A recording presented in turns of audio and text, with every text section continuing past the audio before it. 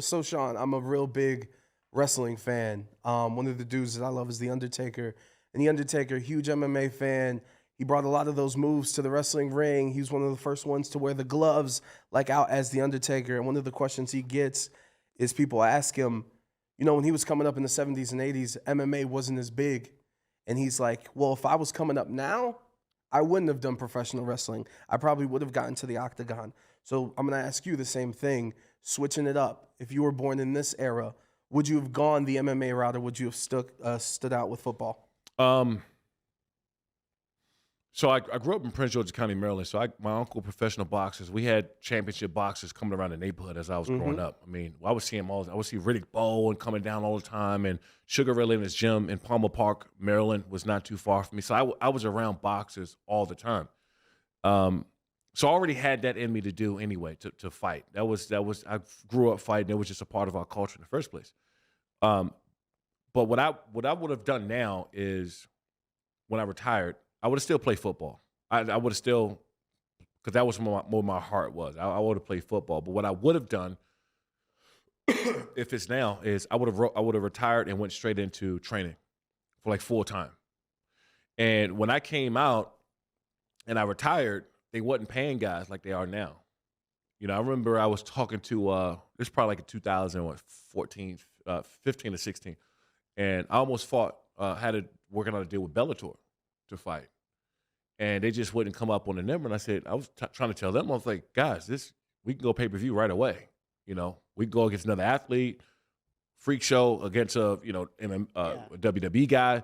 I wanted to go up to fight Dave Batista at one time. He was training, or Lashley. I know Lashley was in at the left WWE. So Bobby Lashley wanted to fight, but you know I feel like you and Dave though would be.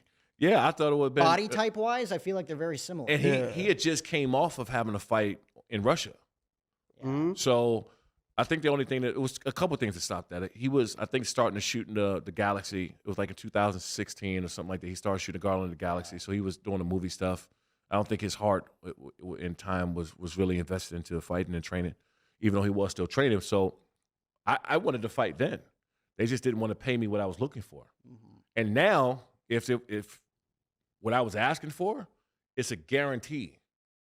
It's a guarantee because you go, you build a card up, you have a couple more athletes on there, and me being on this side of the business now, I tell you exactly what I would have done. Yeah. And you make us the main event, but you probably got 8 to 10 guys who you're trying to build and get seen. Some up and coming superstars. You have us to go main event, a big main event, big co-main event, and you fill that card up with anybody you're trying to build and get out there. And that could have happened in a second. But talking to Scott Coker and those guys, they didn't want to pay. And to me, in my head, I'm thinking like, shit, y'all crazy. I would have threw that, that money in a second. You already have the marketing. You already have the star power. Everybody want to see their favorite former athlete scrap. It's the reason why, Frank Gore's fighting, Adrian Peterson, Le'Veon Bell's having success now. Even for a short period of time, Greg Hardy did well early on. Right. He looked good. He was going against some championship fighters that actually looked pretty good in some of them. And so everybody, that transition was easy for a lot of us. But I was at the NFL Network. I was at the NFL Network of Fox Sports at the time, and I was training down in WWE at the Performance Center in Orlando. Yeah.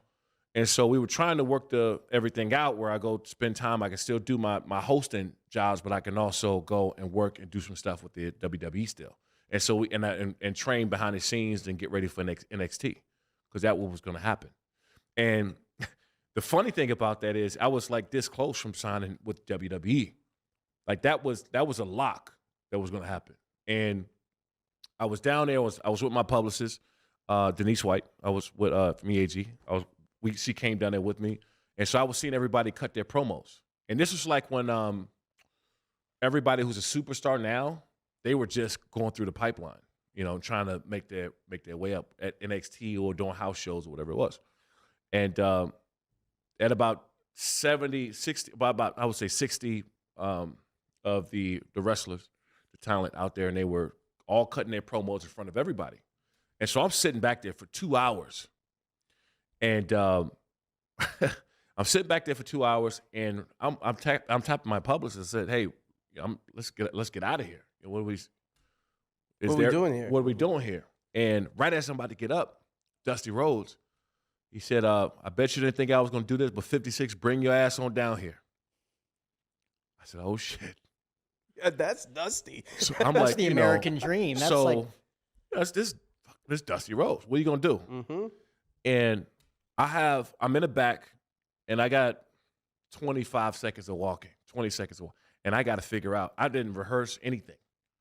I didn't rehearse anything at all. So I'm nervous as hell because Regal is up there and Dusty Rhodes, like all Plus everybody else. Billy There's a lot of Gunn. people. Dude, Billy Gunn was the in-ring, my in-ring coach.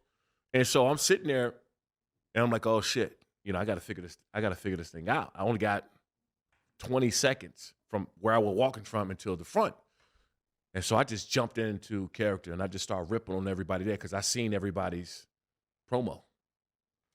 And so I was already taking, mental notes like Xavier. Xavier just went up. Xavier Woods. Yeah, Xavier Woods went up, and I think he was one of the last ones. And so I'm like, shit, I got to come up with something. But I watched Dean, my boy Mojo was down. Like so, all the people who end up being names were just coming up. And so I just got up and just ripped it for like 3 or 4 straight minutes almost. And when I got off, Regal and everybody, Dusty Rhodes said, that's probably the best promo we've seen out of anybody ever starting out, ever. And so by the time I left that day, me and Dusty Rhodes, we sat in his office for like 3 hours talking. He loved football. He loved football. Dusty Rhodes loved football, man. So we sat there for 3 hours talking football, SEC, college. He loved college football. But then we got into the pro stuff. And by the time I got home, I had a contract in my email already from my publicist and my management. It's funny that you say that you're so good at promos because one of the things with The Rock, when he brings up jabroni and a lot of his trash talk was really what he picked up when he was in Miami. And that was just the slang that they was using on the football field. And he just brought that. That's a crazy story that everything you just told me, thank you for saying that. Billy Gunn was your main coach. Who else? First off, how much time were you spending in Orlando at the Performance Center, you would say, during that time period? And who else other than Billy Gunn was kind of with you a lot? Regal, what's the cowboy hat? The big cowboy hat. Tall. JBL? JBL. JBL. Not Shawn Michaels, JBL. So JBL, another big football dude. JBL actually is the one that came up and told me that JBL's been around forever. Mm-hmm. And he was the one that told me, he said, this is one of the best promos I've ever seen anybody that's never practiced. Wow. Ever. He said, ever, I've never seen it. And what's crazy is, so I was working out. They were trying to see how much they can get out of me in the ring. We went for an hour straight, nonstop in the ring. Off the ropes, flip, flat, off the ropes, jump, flip, flap. And so what people don't understand, those ropes there's metal. Yep. They'll burn your ass. Those shits, it's metal. They hurt, right? Like hell. And so what you got to do is you build up a callus where it doesn't hurt, right? That muscle, that area. Mm-hmm. So you do that for an hour. You're rolling, you're tumbling, you're jumping, you're flipping, you're landing flat for an hour. They wanted to see how much I can take. Before you start throwing up. Before I throw up. 2-a-day style. Yeah, before I threw up. And I said, well, you're gonna find out because I'm not fucking quitting. I'm not quitting. Yeah. So I went for an hour straight, nonstop. Never been in the ring, never, had any practice, anything like that. And this Billy Gunn was taking me through all this. So what's crazy is, and this is when, you hear all these stories about Vince McMahon, and actually, we actually end up having a relationship afterwards, but at the time, I never met him. They got the eye in the sky. It's him. He's watching. Vince McMahon watched my workout from Connecticut, the whole one. So he was the one that kind of gave the green light after he seen me do everything. Wow. The JBL called him and said, Shawne on the mic is really good. And that's why they offered the contract. So they had like a cam on you and he was watching the whole time. Stanford. The Vince cam. Just Vince connected cam. to anything that he sees. What was that first conversation with Vince like? It was cool, and I'll tell you why, and I'll tell you why I have even a lot of knowledge and some success I'm having now, right? You would think somebody that been in the industry that long is kind of hands off, right? Vince he's next level with everything he has his hand on. And we were walking, I think it was a SmackDown or Monday Night Raw. It's one of them that I was actually hosting, right, doing a post shows.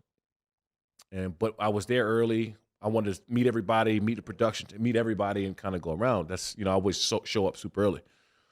And so I saw Vince, and he was walking down the ramp, and nobody was in there. It was just him and like 7, 8 other people behind him.